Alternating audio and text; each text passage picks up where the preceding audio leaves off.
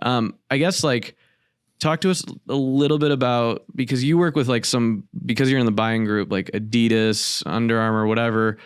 How does it work with like, is it as easy as buying from S&S, or is stock like a nightmare? Like, cause you're buying like specialty items, right? There's two things that are in that question, Stephen, and I'll answer, I feel, and I'll answer both of them. One, you have to learn, if you're in a specialty industry like that, you have to learn the product. So we initially started going with, we had a rep, Pat Stafford, that works for us. We had a rep who was, all he was going to do is sell to athletic directors and sell equipment.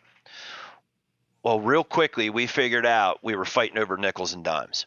And I have never been a business where we fight over nickels and dimes, right? If I fight over nickels and dimes, dollars are flying over my head, okay? So we quickly got out of that. Pat went into corporate, and our sales reps that now work with team are familiar with a lot of the products and the different ways to how to sell them or what we're selling. And but we're not a BSN rep. There's that word, everybody, BSN, but we're not a BSN rep. But I will tell you, we compete a lot against BSN and we win a lot. And mainly because of turn time, the control that we talked about. Right. So the other side of that, I'm sorry, go ahead. No, I was going to say, like, we'll dive down the BSN route for a sec, because they're very Nike heavy, right? And so they're setting up a lot of stores, and sometimes the products go out of stock in the middle of an online store. Are you guys in more control of that? Are you working, is it Nike or is it Adidas? Or are there specific brands you specifically push? Okay, so let's just go from the standpoint of this. Normally, most of the people, we would never hold inventory. Okay. Now, I would buy Under Armour and I would buy Adidas to bring it in stock to meet the requirements of being in Sports Inc. and to be a team player. They do a lot for me. I'm going to bring stuff in, but it was mainly stuff we sell in a store.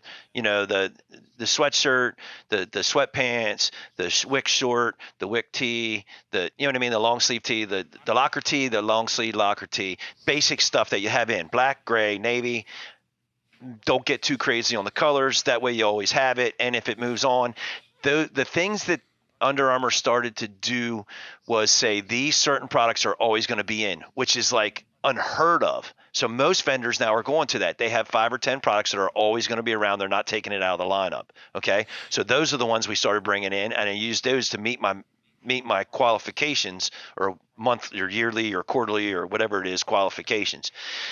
We never used to keep stuff in stock. We just bring it all in, check it all in, and in less than 2 weeks we're out the door.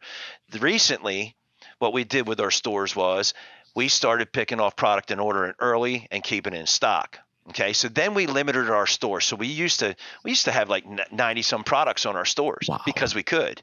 You put them on there, the people order it, comes in. Oof. Not a problem. Now it's a problem. So now we would go to our customers and be like, we're not going to go through this back order issue. We have these things in stock. So we pick 10 items, brought them in stock, worked like a charm. Now, on the corporate side, it's a little tougher. They tell you what they want.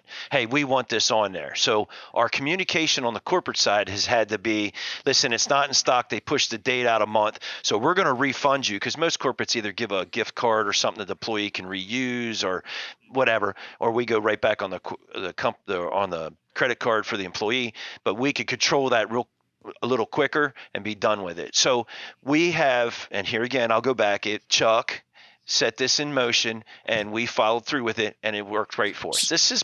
I feel this is probably going to be the last season, this spring season, that we may have to deal with this, maybe fall, but I see stuff getting better. It's still like certain sizes and stuff. Yeah. So like, that's interesting. We don't allow a product to sell on we don't do back orders. We will refund them instantly. Because dealing with a back order is the biggest pain in the neck. I mean, it is the worst. We went through it. Worst possible thing, like selling something that's out of stock. We went through it, Stephen. It was painful. Yeah. And I just made a decision one day to say, we're not doing this anymore, because it would be crazy. I mean, and I know you guys know, but it would be crazy. You would order a product and it would be 10,000 pieces across the board. You come in the next morning and they'd have an email say, we don't have any in stock. And I'd be like, how is that even feasibly possible? But people were buying up product and doing that. So We've changed some things, Stephen. We've changed it to your philosophy. And down the road we will change it. What we have done is if it's we don't allow them to even exchange it. We used to allow them to exchange it to something else on the order. Okay. Which wasn't that bad, but we're getting away from that also. Yeah.